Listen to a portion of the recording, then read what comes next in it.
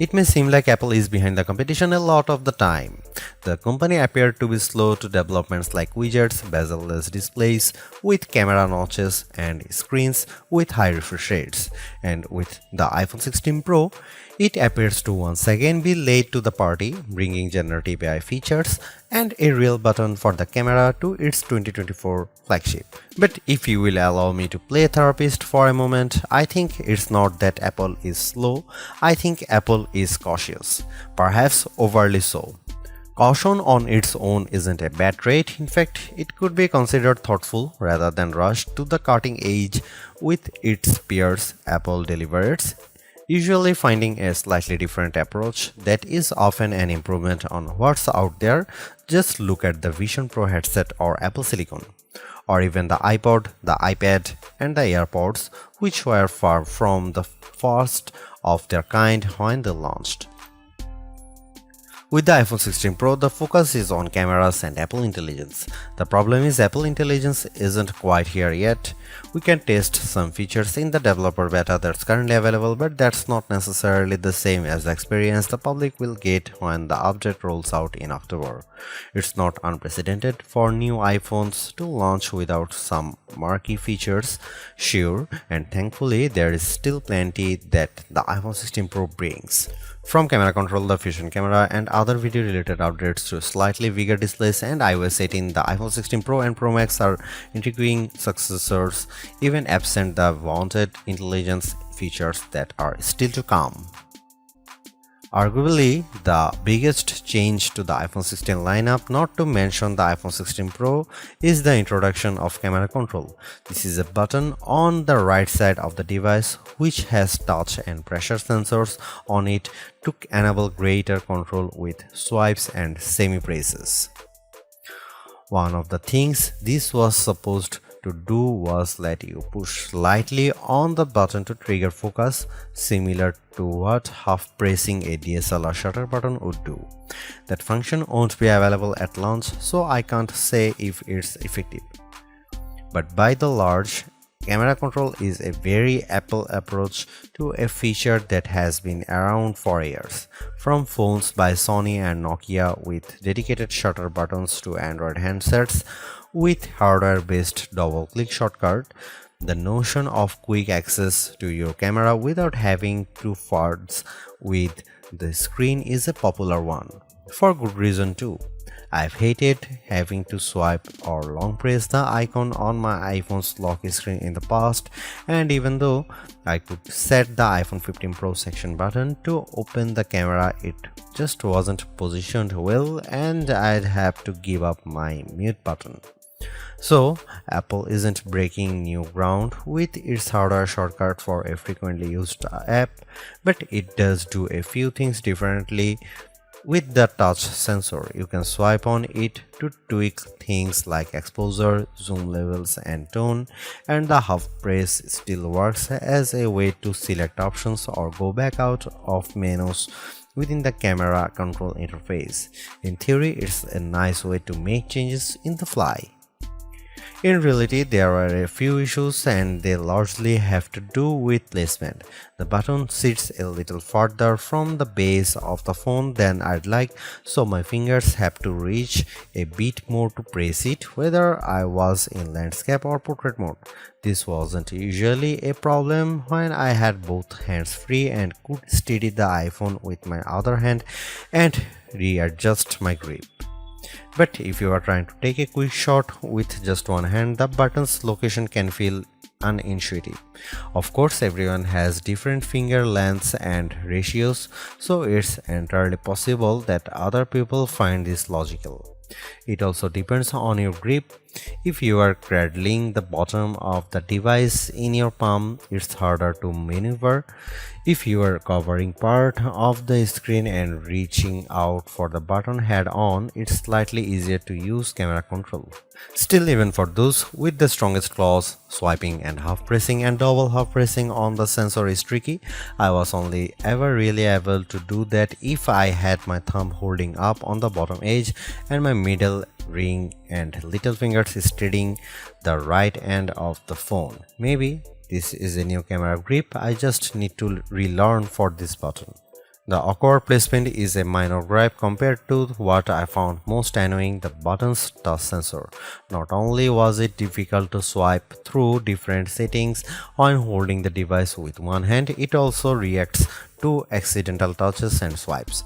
Sometimes the phone would slide down my palm and change the exposure or zoom level, completely ruining the vibe. I should point out that you can go into accessibility settings to either tweak or swipe sensitivity or turn it off altogether if it really bothers you.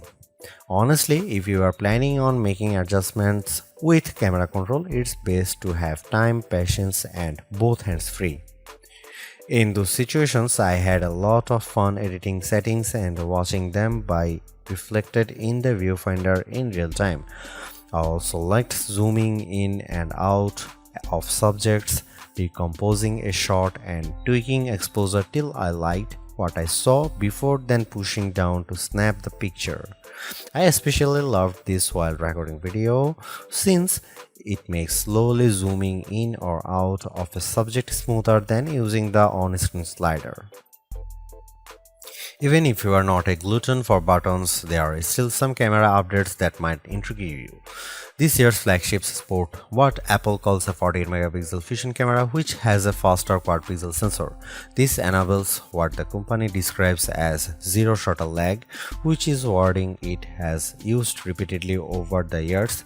In this case, it's referring to how quickly the camera will capture a shot after you press the shutter button. I will admit I was initially confused by this update in part because it requires relearning some behaviors I had adopted to mitigate the shortfalls of older cameras. Basically, the iPhone 16 Pro's cameras are now so fast that when I asked someone to throw something so I could capture it in motion to see how still the images were, my shots ended up being of the person holding the object. Our video producer and I were very confused, and it wasn't until the zero shutter lag concept was explained clearer to me that I got it. I had become used to pressing the shutter early since cameras, in my experience, would be fractions of a second slow. Apple has become so fast that it actually captured the literal moment I tapped the button instead of the split second after when the object was in mid-air. Depending on your mood, the new photographic styles can be fun or serious. Apple's tweaked the built-in camera filters to not only offer more options but give you greater control. Due to how the company has refined its processing each year, there is also an improved depth map captured when it detects a face in the scene. This, combined with a greater focus on color science around skin tone, has led to what might be my favorite new iPhone 16 feature. Whether I shot them in portrait mode or not, photos of people what I took using the iPhone 16 Pro were a dream to edit.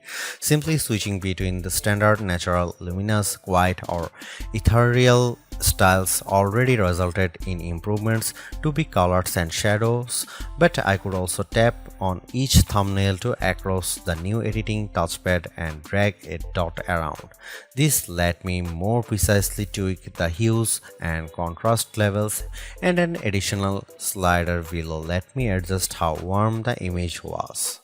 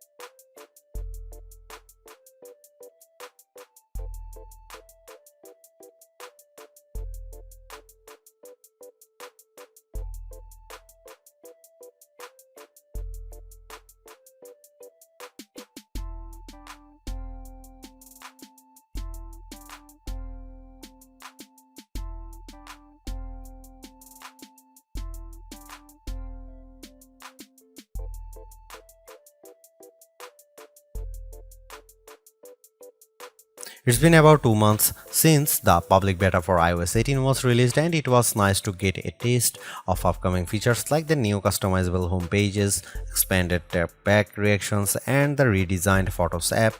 With the iPhone 16 launch, iOS 18 is basically ready for prime time with some caveats. This year, more than ever, it's hard to figure out what's coming to your iPhone and what isn't. With the release of Apple Intelligence slated for October, features like writing tools, cleanup for photos, and the redesigned Siri won't be ready till next month, and even then, your non-Pro iPhone 15 won't be compatible.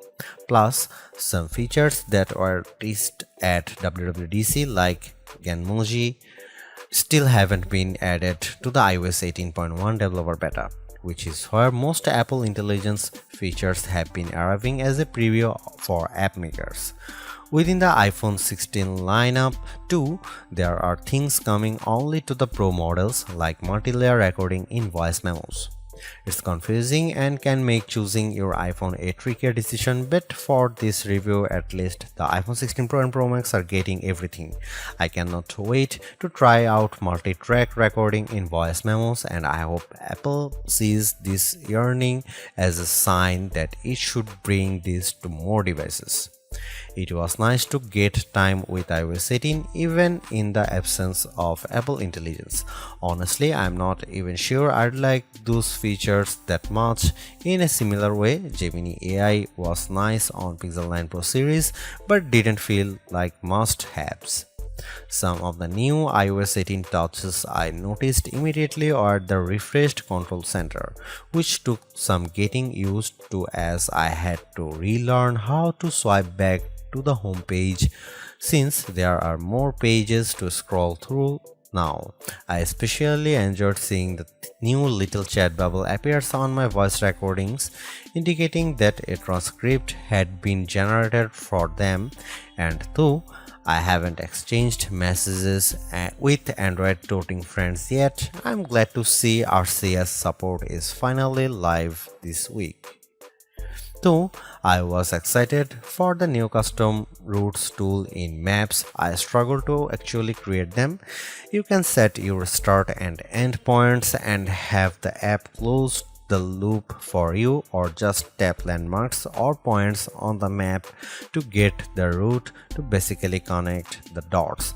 Unfortunately, no matter how many times I tried to get the route to cut through a building where I knew a pedestrian walkway existed, Maps reinstated me at every turn, forcing the route to go through more established paths instead. It's not unreasonable, but certainly not the open world route creation feature I was envisioning. The best thing about iOS 18 and also some new features in the iPhone 16 lineup is the customizability. I do appreciate that if you don't like something, you can usually turn it off.